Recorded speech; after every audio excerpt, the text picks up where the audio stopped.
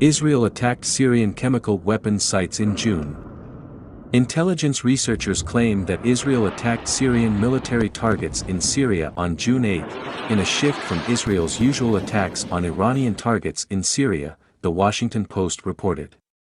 Just after midnight on June 8, Israeli F-35 warplanes streaked across the country's northern frontier for a highly unusual airstrike deep inside Syrian territory. The jets fired missiles at 3 military targets near the cities of Damascus and Homs. The Israel Defense Forces, following standard practice, declined to comment on the incursion into Syrian airspace. But intelligence analysts in Western capitals quickly observed a distinction in the operation. While previous Israeli attacks in Syria nearly always targeted Iranian proxy forces and arms shipments, the June 8 strike was aimed at Syrian military facilities, all with links to the country's former chemical weapons program. An explanation emerged in the weeks that followed.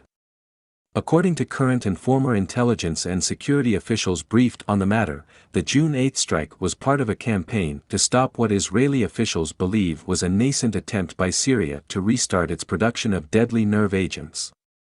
Israeli officials ordered the raid, and a similar one a year earlier, based on intelligence suggesting that Syria's government was acquiring chemical precursors and other supplies needed to rebuild the chemical weapons capability that it had ostensibly given up 8 years ago, according to 4 current and former U.S. and Western intelligence officials with access to sensitive intelligence at the time of the strikes.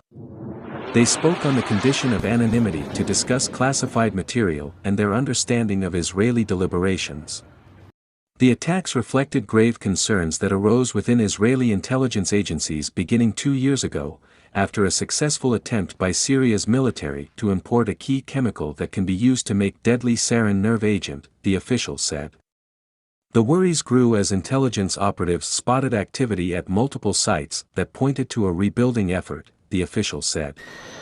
Asked for comment, Israeli officials would neither confirm the attacks nor elaborate on the reasons behind them.